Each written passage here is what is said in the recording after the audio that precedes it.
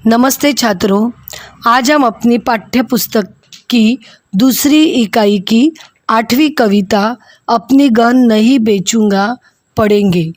इस कविता के कवि है बाल कवि बैरागी। प्रस्तुत गीत में गीतकार ने फूल के स्वभाव की विशेषताएं बताते हुए कहा है कि किसी भी परिस्थिति में फूल अपनी गन नहीं बेचता। फूल के इस स्वाभिमान को मनुष्य को भी अपनाना चाहिए। कवि कहते हैं कि स्वाभिमानी फूल अपने स्वाभिमान की रक्षा करने के लिए अपना सब कुछ न्यौछावर करने के लिए तैयार है, पर वह किसी भी हालत में अपने स्वाभिमान पर आँच नहीं आने देना चाहता।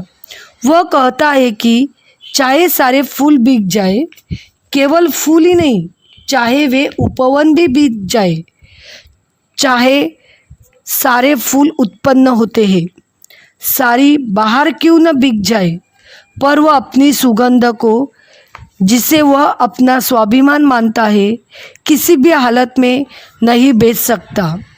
जिस तरह मनुष्य अपने स्वाभिमान के लिए मर मिट जाता है पर उस पर आँच नहीं आने देता, उसी तरह यह फूल भी अपनी सुगंध की रक्षा के लिए प्रतिबद्ध है। फूल कहता है कि पौधे की जिस डाल ने उसे अपनी गोद में खिलाया था, जिन कोपलों ने उसे लालिमा प्रदान की थी और जिन कांटों ने लक्ष्मण जी की तरह पहरा देकर उसे तोड़े जाने से बचाया था, उन्हें वह कभी भूल नहीं सकता। उनका वह ऋणी है और उस पर पहला अधिकार उन्हीं का है। वे चाहे उसे नोचे या तोड़े, वह उफ तक नहीं करेगा। वह कहता है कि वे चाहे मुझे तोड़कर किसी मालिन को दे दे तो भी मुझे कोई आपत्ति नहीं है। वह चारों ओर से अपने ऊपर नजरें गड़ाने वालों और उसकी कीमत लगाकर उसे बाजार में बेचने वालों से कहता है कि उसने अपनी सुगंध को न बेचने की जो सौगंध खाई है, वह उसका संस्कार बन गई है और वह उसका सौदा कभी नहीं कर सकता। फूल कहता है कि वह अपनी सुगंध कभी नहीं बेच सकता। कवि कहते हैं, फूल कहता है कि मौसम कैसा भी हो, मौसम का उस पर कोई प्रभाव नहीं पड़ता। वह हर स्थिति में अपने आप को स्थिर रखने में सक्षम है। उसे किसी से कुछ भी पाने की आकांक्षा नहीं है। वह लाभ या हानि की कोई परवाह नहीं करता।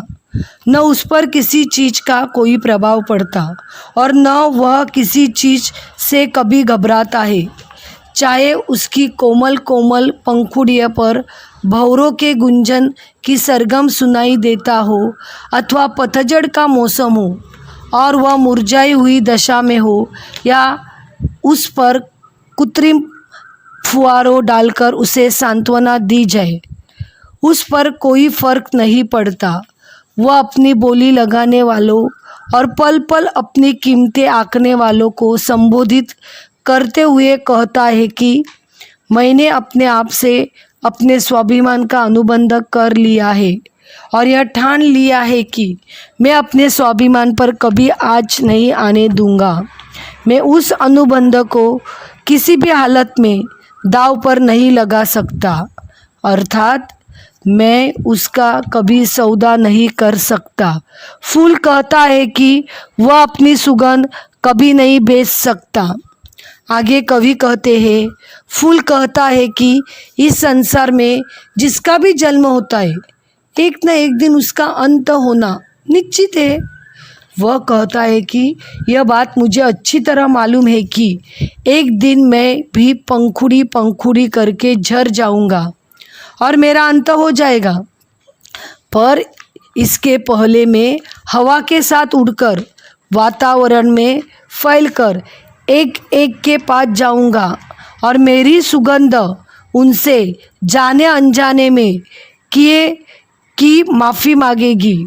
फूल कहता है कि उस दिन बाजार और बाजार में खरीद फरोख्त करने वाले लोगों को यह बात समझ में आएगी कि खुददारी अर्थात स्वाभिमान क्या होता है और इसके सम्मान के लिए लोग हर प्रकार का त्याग करने के लिए क्यों तत्पर रहते हैं।